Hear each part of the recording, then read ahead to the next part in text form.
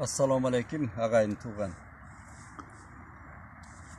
Bizin buna görsetүүлөрдү көргөндөр beri сүйлөп атканыбызда. Кээ-бирлер жазат, ой башка эмнеге чыкпайсызбы, аз көрүүчүлөрүң аз дейт көчө. Анан мен ойлонуп отурсам, мына интернетте газетке окулбай калды, китеп окулбай калды Кыргызда. Кагаз окулбай калбадыбы? Анан жалаң эле интернет уш телефон. Карап отурсаң, бүт саясатташып кеткен экен Кыргыз эли жарыктык. Бир блогер саясатчы, же бир жанагы саясат каралап аралашып оппозициясы бирдемесибиз чыгып эле сүйлөсө, жабалактап эле ушуну көрөт экен. Эми саясатчың жакшы болсо, саясатчың мыкты болсо, ушу күндү көрөт белек Кыргызым ай. Жалаң урук дүйнө, маданият, адабият деген калып, бүт саясат. Тамагы ичип эле саясат, көргөнү саясатта. Анан саясатың мына алып келген турмушубуз бул. Бүт дүйнөнүн эң артта калган мамлекеттердин сабында жүрөбүз. Эми аракет кылып мындай тамтаңдап, мына тамтумга аскан баладай болуп аракеттер болуп атат. Эми анын келечегин тилейли. Бирок өтө саясатташып кеткенибизге иренжийм да. Эми саясат бизге эмне берет, эмне берди дегенди ойлонгон киши жок экен. Анан эми биздин мына урук дүйнөнү айтып атсак, мына казак туугандар көп көрүп атканына мен кубандым. Эмне болсо дагы маданият, тил, урук дүйнөгө бизден мурун булар нукка түшүп калган эл. Мурда деле ошондой болчу, азыр деле. Советтер Союзунун убагында дагы казак тили, казак адабияты, маданияты алдыга кеткен бизден. Муну моюндау керек. Мен аны өз элимде кемсинтип тигинтип аткан жокмун. Биз лидерге зар болуп келдик. Жакшы рухий лидерге Кыргыз эли зар өзү көп жылдан бери. Көп кылымдардан бери деп айтса болот. Аны мына 16-жылкы тополоңдо Карасаев айтты эле, лидер жок, кырылганбыз деп. Кийинки эле тарыхты айтайын. Андан мурунку сайлаган тарыхыңды кой. Анан Советтер Союзунун учурунда эмне болду? 38-жылкы, 37-жылкы репрессияда Кыргыздын каймактары айрыкча бір-бірін саткан, жанагы иштарлык, көрө албастык жеди Кыргызды. Жалаң каймактары кетти. Башка элде деле кетти, бирок Кыргызда өзгөчө, муну изилдесе болот. Кыргызда өзүнчө. Анан кийин Разаков бийликтен кетип атканда кайсы Кыргызын колдоду? Кийин ошол эл баатырын берген Кулатов Разаковдун аялынан жыякка жеген, ал тарыхта турат. Эл билет муну. Аны эл баатырын бердик, ал баатыр кылып кийин. Ошол Кулатовдон өдө каршы чыккан Разаковго. Кийин Усубалиев партиядан чыкканда Усубалиевдин өзүнүн койгон кадрлары, инилери каршы чыккан. Саткан. Масалиевди болсо чатыр тигип отуруп, кетеле кет деп атып кетиргенбиз. Анан эгемендикте мына көргөн күнүбүз ушу болду да. Эми муну ачуу чындыкты кичине эртең менен эмоция калтырып айтып койдум. Капа болбосун көрөрмандар. Мен казак элин, өзбекти кой, башканы кой, мына казак эгизибиз казакта. Бул мына Нурсултан Назарбаев жаманбы, жакшыбы? Кысматка келгенде бул кишинин жүргүзгөн саясаты эгемендиктен бери тил, маданият, бардык рух тамыры козголуп, тарыхында жазышты булар. Анан ошондон көрөрмандар көп. Эми бүгүн ошол сабагыбызды токтото туруп, ушу казак баарым жөнүндө айткым келет да. Казак мен үчүн ким деген суроо коем мен. Эми жалпылаштырып сүйлөгөндү жакшы көрөбүз, абстрактуу дейт орусча айтканда. Жалпылаштырып элдин атынан, журттун атынан сүйлөгөндү жакшы көрөбүз өзү. Бирок мен жеке керт башым менен өзүм инсан катары, Керимов Дүйшөн деген жазуучу, журналист катары казак боорум ким деген суроону коем да. Казак ким мага? Эгизим, бауырым дейт элем да. Мына дүйнөдөгү талашсыз аксиома, казактан чукул, казактан жакын, казактан тамырлаш эл жок бизге, Кыргызга. Бул аксиома. Аксиома деген далилсиз чындык деген сөз. Аны бардыгы билет. Эми мен башкасын айтпай жалпылаштырып, мына 19-кылымдан берки тарыхты айтайын. ушул 19-кылымдан бери кыргыз үчүн кыргызга рухий өзүнүн дүйнөсүнө аралашып, тамырына аралашкан 4 инсан жөнүндө кеп кылгым келет да. 4 адам казак бауырум жөнүндө сөз кылгым келет. Биринчи Чохон Валиханов. Чохон Валиханов ушунчалык кыска өмүрүндө 30 эле чыгып кеткен экен бул киши. Кыска өмүрүндө артына зор эмгек жасады. Албетте аргим аргандай айтат. Ресейдин тыңчысы болгон, анан агенти болгон. Ал заманда ошондой азыр эмне Ресейсиз оокат кылып атасыңбы? Россиясыз ким? Биздин Алыкул Осмоновду тамашалап жүрдүк кезинде. Мына эгемендик алганда биздин куудулдар чылдыңдап жүрбөдүбү, пародия жазып. Эй Россия, Россия бир боор энем, мен өңдү тоогушуна койнуңгенен, чын сөздү туура айтуудан таймана албайм. Биз элбиз, биз кишибиз сени менен деген улуу Алыкул. Эми ушул калппы? Россиядан кайда барабыз? Айла жок, Россиянын колтугуна башмане кылууга туура келет. Мына эми дүйнөнү кандай кыргындын алдында кыргын болуп атат го дүйнөдө. Биздин миллиондон ашык кыргызыбыз Россиянын койнунда жүрөт, мындай айтканда. Казак жамаатташ жашайт. Географиялык акыбалыбыз ошондой.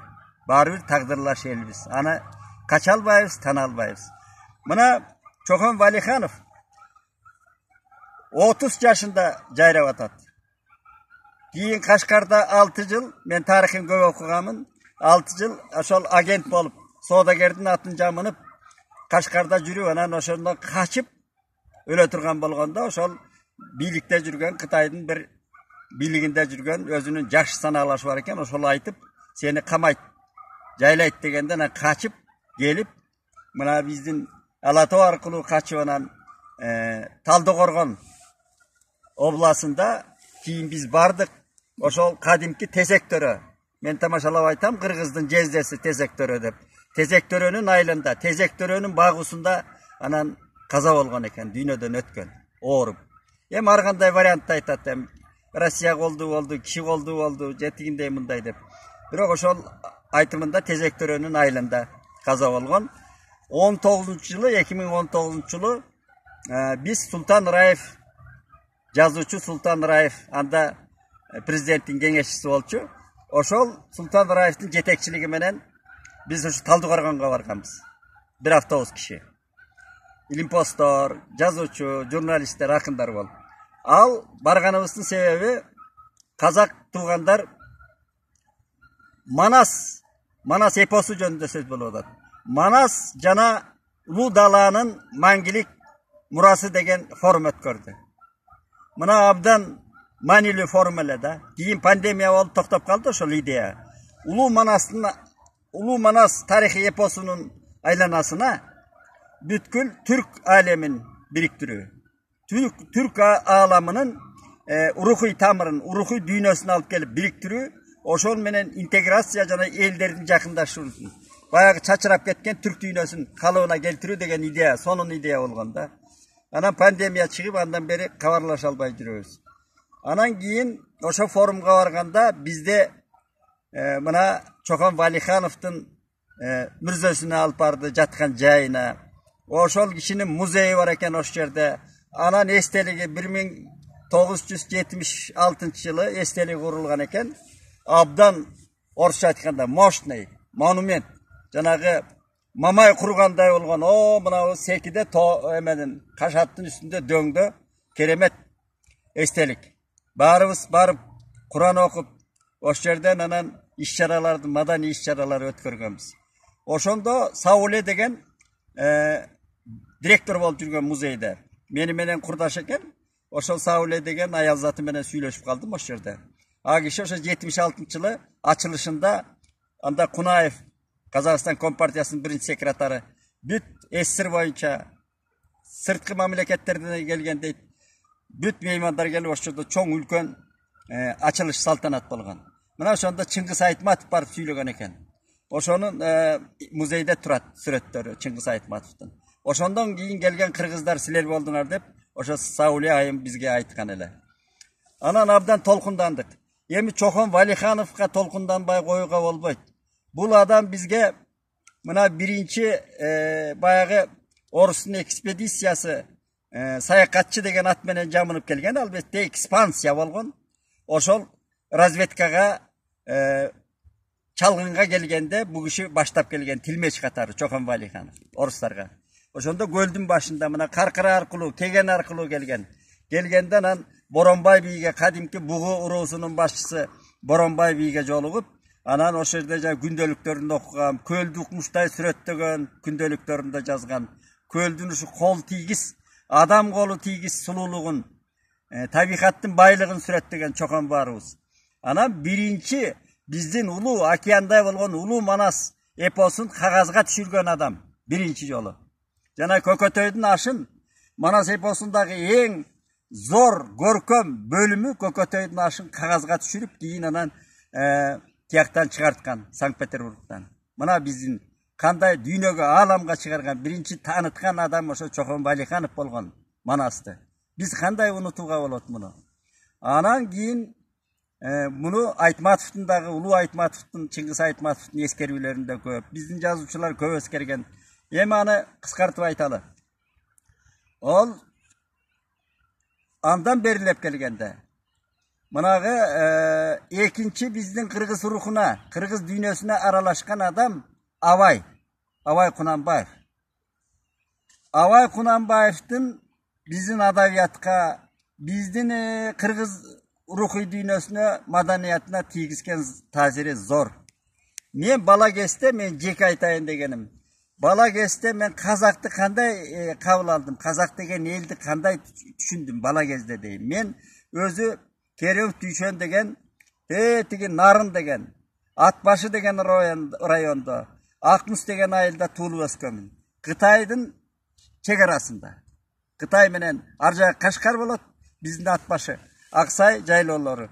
Ошол бала кезде мен эс тартканда, бала кезде мен чоң атамдын колунда, төө менен көчкөн көчмөн аксакалдын колунда чоңойгом. Ошол кездеги 60-жылдары кат сабассыз көчмөн доордун акыркы үлгүлөрү болгон аксакалдардын колунда чоңойгом. Чоң энелердин колунда чоңойгом. Нарктуу, байыркы көчмөн доорунда калган наркы бар. Ошол биринчи мен казак жөнүндө укканым. Атакемдин ыры бар эле. Ат көңөрүп баратканда, учкаштырып жүргөндө, тойда, ашта атакемдин бир эле ыры бар эле да. Базарбайдын төлөгөн, андан ары жөнөгөн, кыз жибеги кылактап, алдынан чыкты булактап. Ушул азмас билет эле ошону. Анан ошол ээн жерде кыңылдап ырдайт эле. Мен атакемдин өзү экен деп ойлочумун да, бул өзүнүн ырыгы. Көрсө, кийин анан мен студент кезде эрезеге жетип окуп түшүндүм. Кыз жибек атактуу казактын Кыз жибек элдик поэмасы, эпосу. Анан кийин керемет кино тартылды. Мен кайра сыймыктандым. Мына биздин көчмөн элдердин киночуларынын ичинен биринчи ошо көчмөн доорун даңктаган кино болду. Кино тасма. Ага чейин эмне кылды? Өткөн доорду, феодал доору, анан эмне деп вестерн убагында жамандап, аны жаман бир жапайчылык катары көрсөтүп келди го. Мына Кыз жибек фильми биринчи ошо көчмөндөрдү сыймыктана турган фильм. Мен азыр да көргөндөн тажабайм, сыймыктанам. Мына ошол бала кезде биздин айылда чоң энелерибиз болот эле, туугандарыбыз, Өмүралы деген чоң атам. Ошонун байбичеси аты Тилебалды экен, кийин билдик. Казак чоң энедечибиз. Ошо көрсө илгери ошол кийин Казакстандан ооп келген казак кызын алган экен. Ошо Өмүралы чоң атабыз жылкычы болуп жүрүп өттү. Абдан ошол бала кезде ошо чоң энелерибиз тамашалачу, ой, бул казактын тилин унутпайт. Околосо ынамайды деп күлүп калышчу, көрсө музоосу эми кетсе околосо ынамайды деп ошо казакча диалектикасын, говорун, тилин таштабай, энди деп сүйлөчү. Мына мен көз ачып көргөн биринчи казак аялы адамы ошол Тилебалды чоң энем болгон. Ошо кишинин талканын жеп, нанын жеп, каймагын жеп, анан сөзүн угуп чоңойдук. Анан кийин эми адабият дүйнөсүнө аралаштык. Мына Абайды айтайын деп атканым. Абай кыргыз адабиятына, кыргыз маданиятына үлкөн. Биз өзүбүздүн Абай деп эсептейбиз. Кыргыздардын өзүнүн Абайы бар. Ушунун өзү эле биздин бир тууганчылыгыбыз. егізібіз. Мына неме, мынау Абай деген, мына Абайдың тандамал ырларын отырылған жинақ. Ал Тоқымбаев, Жомарт Бөкенбаев, кейінгі Омар Сұлтановқа шейін отырған ырларда. Мен ушундан бір-екі үсінді айтайын. Мына Абайдың көп ырлары. Анан кейін 28 сөзі мына биздин устатыбыз Салым Токтомушев которгон жана 28 сөзүн. Андан мурда да которулганы бар, бирок Алым аке абдан жакшы которгон 28 сөз. Чылк эле философия, чылк эле ойлор, тунук ойлор, эскерткич, энциклопедия жатат кой. Улуу көчмөндөр доорунун акылмандык. Анан эми ырлары дагы, Абайдын айткандары дагы, сөздөрү, кара сөзү дагы бизге афоризм болуп калды. Афоризм. Афоризм деген тандалган акылман ойлор. Қалың елім деген ырында, қалың елім қазағым қайран жұртым, ұстарасыз осыңа түшті мұртың, жақшы менен жаманды айырбастан, бири қан, бири майлы екі уыртың дейді. Бири қан, бири майлы екі уыртың, мына афоризм. Бири қан деген алғаның, байлығың қан менен келді деп атат. Уырысың дегенді айтып атат. Бұл қырғызға дағы ескерткіш. Азыр мына эмне болду байлар, биздин байлардын көбү, казактын байлары дагы ошо бийликке жакын адамдар, жагымпоз адамдар байдыгы, калың эл байдыбы, карапайым эл байдыбы, аз бир уч шумпайлар байды. Жалаң уурдап, жалаң ошол кылмышка аралашкандар. Уурдаган кылмышка аралашат. Мына ошону улуу Абай айтып атат. Бири кан, бири майлуу эки уртуңдун дейт. Бир жагынан кан агады, бир жагынан май агады. Не деген ойды айтып атат. Дагы мына музыка жөнүндө айтып атпайбы? Кулактан кирип бойдалган дейт. Мен көп жазам буну, афоризм сөздөр. Кулактан кирип бойдалган. Не деген салыштыруу? Не деген салыштыруу? Жигиттин кызга айтканы дейт. Айттым салам калам каш, сага курмам малда баш. Сағынғанда сен ойлап келер көзге ызық жаш, сенден артық жан туыбас, туыса туар артылбас, бүресіңден башқаға ашықтығым айтылбас дейді. Эми Абайдын артықчылығы сүйүүнү даңктаган, махабатты, түбөлүк тема ғой. Бүткүл аламдын, алемдин казакча айтканда темасы сүйүү. Адамзат сүйүүдөн жаралган. Адам ата обенени сүйүүсүнөн адамзат жаралган. Биз сүйүүсүз жашоо болбойт өзү. Айрыкча Абайга окшогон рух адамына, өнөр адамы сүйүү менен жашаган. Эми мына кулактан кирип бойдалар, жакшобон да таттуу күү дейт. Карачы, кандай салыштыруу менен кулактан кирип бойдалар дейт. Илимден наадан өтпөс уккан менен, тагдырын көрбөй койбойт буккан менен, алдагы калыбынан узай албайт, жоогасын эрте көктөп чыккан менен. Түйінде баянды эмгек эгин салган, жашынан окуп билим алган, бий болгон, болуш болгон өнөр эмес, эмгектен башкасынын баары жалган дейт. Мына канча бий болуш, канча президенттиң өтүп атат, карабет болуп кетип атат бийлериң. А эмгек эткен, өнөр эткен, билим эткен калат тарыхта деп атат Кайран Абай. Заман акыр жаштары, кошулбас эч бир баштары, бирине бири кастыкка койнуна каткан таштары, соодасы ар ыйманы, кайрасыз бой тыйганы, эмгектен этти оорутпай кур тилинен жыйганы. Өнүмсүз ишке чепчебер, майданга түшпөй несонур, уйча тойсо мас болуп, бозоого сөйкөнөр.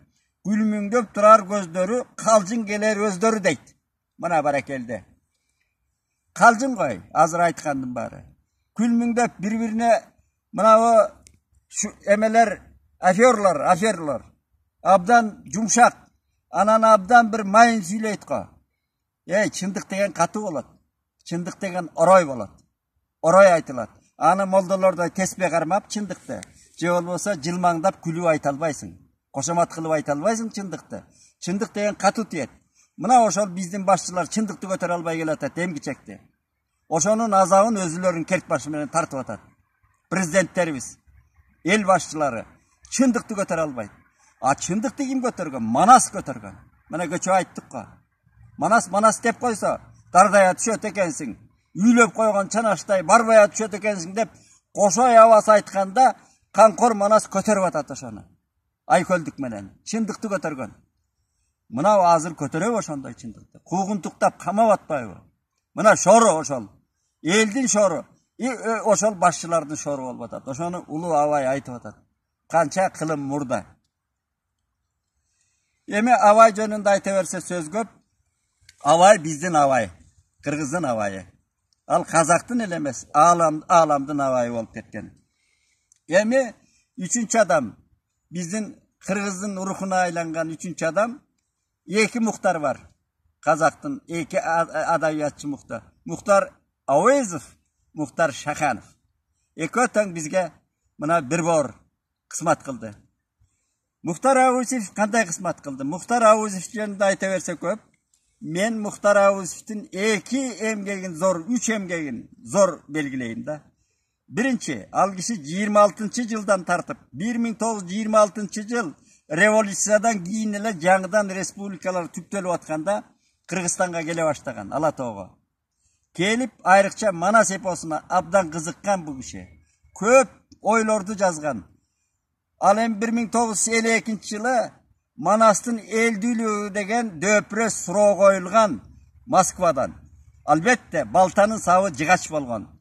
Кыргыздын караөзгөйлөрү, кыргыздын ичинде жүргөн башка жанагы кой терисин жамынган карскылардын чыгарган идеясы менен Манастын элдүүлүгү деген былжырак суроо коюлган. Мына ошондо Москвадан десант келип, анда кандуу Москванын чеңгели. Ошондо келип, катуу чеңгел убакта мына кыргыздын айласы кетип, чоң бизде конференция болду. Күндөп-түндөп. Канча күнгө созулган. Мен сценографиясын бүт окуп чыккам. Ошондо албетте кыргыздын Разаков башкарып турган, Исхак Разаков. Бирок ал киши канчалык деңгээлде баягы партиянын линиясында жүргөн киши. Албетте аракет кылган. Түгөлбай Сыдыкбеков, биздин Кубанычбек Маликов, мына Болот Юнсалиев деп жазылат. Мына ошондой жазуучу илимпоздор коргогон. Бирок алы жетиш кыйын эле. Эгерде Мухтар Ауезов болбогондо маселе кыйын болуп калмак. Муну биз моюндабы керек. Муну биз кыргыздар унутпашыбыз керек. Ошондо Лениндик сыйлыкты Орто Азия аймагынан, Казакстан аймагынан биринчи алган киши. Лениндик сыйлыкты. Москвага аброю бар, авторитети бар. Орусча, казакча, кыргызча да мыкты сүйлөйт. Ошол Мухтар Ауезов чыгып, Мухтар агабыз чыгып, анан ошол точка койгон, чекит койгон. Ошондо айтып атат, "Эй, сендер" деп, мына президиумда Орустан, СКдан келген, Москвадан келген десантка айтып атат. "Сендер" деп атат. Уккула. Эгерде Манаска тыйым салсаңар, бүтүндөй кыргыз элинин тилин кесип салганга барабар деген. Мына ушу менен сөз бүткөн. Ошондон кыргыздар уралап, "Жаша Мука, айланайын сени тууган энеңден казагым" деп ыйлаган кыргыздар. Ошондо мына Айтматов да эскерди, улуу Айтматов. Биз Муканын анан мен кийин мына өзгөчө белгилегеним бул бир эмгеги деңиз. Экинчи мына Абай жолу эпопеясы. Абай жолу романы дүйнөдө саналуу романдардын бири. Муну окуш керек. Дүйнөдөгү Виктор Гюго, маселен, Лев Толстой, "Война и мир", Шолохов, Михаил Шолохов, Тихий Дон. Мына ошондой романдардын, эпопея романдардын катарына турган роман өзү. Абай жолу. Мен жатка билем, мен кайра окуйм, азыр да окуйм. Эмне деген бүткүл казактын ааламын, бүткүл казактын доорун, казактын энциклопедиясы бул өзү. Мына бизге Манас кандай кызмат кылса, Абай жолу бүт казактын дасмиясын ачып берген. Абайды ачып берген. Мына Абайда айтып коем керек, мен жана казак бизден алдыга кетти, неге алдыга кетпейт? Пушкин деген, Александр Пушкин, мына дүйнөдөгү теңдессиз акындардын, поэттердин бири да, бир эмес өзү. Пушкиндин Керемет Евгений Онегин деген ыр менен жазылган романы. Мына дүйнөдө азыр канча акындары бар, ошондой керемет роман ыр менен жазылган азыр жок, чыга элек али. Мына ошону Абай кыргыздардан мурун 100 жыл мурун которгон казакка. Абдан жакшы которгон.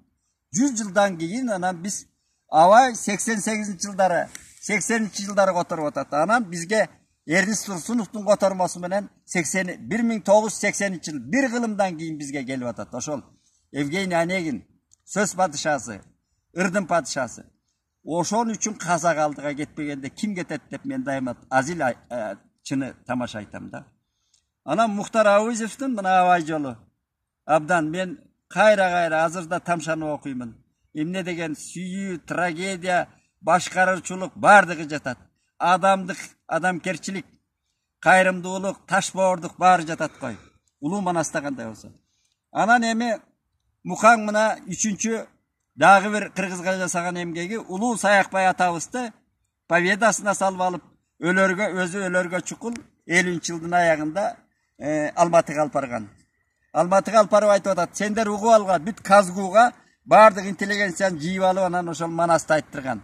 Анан Манасты айттырып, сендер угуп алгыла, мындай феномен эми болбойду, кайталанбайды деп туруп, ошол Манасты айттырган.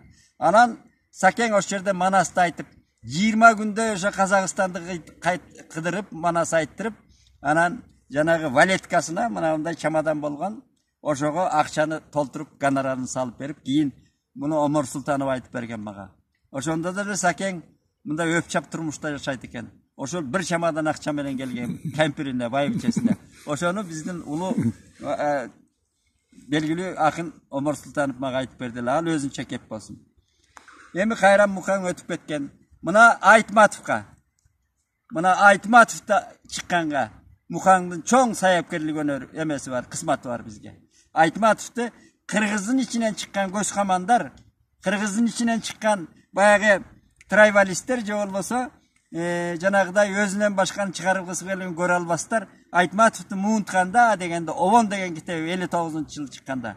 Анан Айтматов Москвага барып, анан Мухтар Ауызовго жолугуп, Мухтар Ауызов анан литературная газетага баш сөз жазып, мына Орто Азиядан бир зор талант келатат, келечектүү деп анан. Ошо менен бул көзкаман кыргыздын жанагындай көрө албастардын алы жетпей калган. Көчүгүн ташка коюп отуруп калган. Айтматов анан ааламга чыгып кетти. Мына Мухаңдын бизге жазаган эмгектери кандай болгон, а? Ошонун баарын санай берсек көп. Андан кийин эми мына мен Мухтар Ауызов жөнүндө айтып калдык. Казакстандын мына ортосунда эмеде, тиги Алматынын ортосунда, Алматы абдан жакшы көрөм мен, Алматы калаасы. Кандай биз Алматыга барганда мен эс алам, кыялданам. Абдан өз үйүмө баргандай, экинчи үйүмө баргандай жыргайм да. Алматынын чок ортосунда Мухтар Ауызовдун үй музейи бар. Мен канча бардым ошол. Анан ошол музейде жүрүп мына Мурат Ауызов менен тааныштым. Мурат ага менен. Ауызовдун баласы. Ол үлкөн философ, публицист, абдан чыгармачыл адам өзү. Мен казакча кичине аралаштырып сүйлөп атам. Анан мына мен пандемияга чейин барып жүрчү элем, 2 жолу сапар чакырган. Октябрь айында Мухтар Ауызовду эскерүү күнү болот ар жыл сайын. Мен ошого жеке барып 2 жолу катышып сүйлөгөмүн. Ошол Абайды жакшы билгеним үчүн, Абай жолун абдан жакшы окурманымын. Анан эми пандемия болуп, андан бери катыша элекпиз. Сандугаш деген жакшы жардамчысы бар. А жерде ошол музейдин директору кадимки Кунаевдин небереси. Даур Кунаев беле ушундай. Ал жигит менен да тааныш элем. Анан эми көп. Анан эми кыскартып айтканда, андан бери келгенде Мухтар Шаханов жөнүндө айтайын. Мухтар Шаханов бизге элчи болду. Мына абдан жалындаган публицист акын. Анын акындыгынын өзгөчөлүгү публицист акын. Ошо мекен деп күйгөн акын, казак деп күйгөн акын. Мына бизге элчи болуп жүрдү. Бизди кандай жан боорубуздай болуп калды. Улуу Айтматов менен биргеликте ошол Мухаңдын эмгеги ошол, демилгеси. Жана аңчынын ыры деген үлкөн мына китеп жазды, диалогдон турган. Мына азыр биздин рухий кенчибиз, дүйнө тилдерине которулду. Айтматовдун образын бир жагын акылын алып чыкты го, тарыхчы, философ экенин ошол Мухаң өзү алып чыккан ошол. Анан Азыр Мухтар Шаханов агабыздагы ушул бар кишиге да өмүр тилейбиз. Анан эми сөздү жыйынтыктап көбөйүп баратат. Мен акыркы сөзүмдү ошол Мухтар Шахановдун ырларын которгом мен. Мынабу Кадыр Мырзалиев деген үлкөн акын бар. Бунун ырларын которуп, көп ырларды которуп жүрөм. Макатаевден тигинде мен өз алдымча. Анан ошол Мухтар Шахановдун бир ырын айтып берейин кыргызча. Улуу тоодой тулгалуу тууган жердин уулдары, силер менен бир таштап кырга кадам, силер барда келген жок, муңдамаган, талаң мына талдырган куш канатын, бабаң мына кеңдигин булгабаган, кайран бабаң арылбай үйүң достон, сый болбоптур сенин бул сыйыңдашкан, досуң түгүл мына бул дасторконуң, касыңа да жататко жыйылбастан, таманыңдан тагдырдын сөз өткөндөн, ызааттууга карапсың ызаат менен, пейлиңдин кенендиги ушул белем, эшигиңди эч кулпу күзөтпөгөн, көзүмө нур оюма кыял чачкан, мекенимди муңайсам сүйө албастан, сенден туулган уулмун деп бул дүйнөгө, кантип тике караймын уялбастан, айлар калып жылдардан озот элес, атаданкы балага мазак эмес, дасторконун жыйбаган бабалардын кайран салтын жойгондор казак эмес дейт. Дасторконун жыйбаган бабалардын кайран салтын жойгондор кыргыз эмес. Şu benim bir tane. Amin.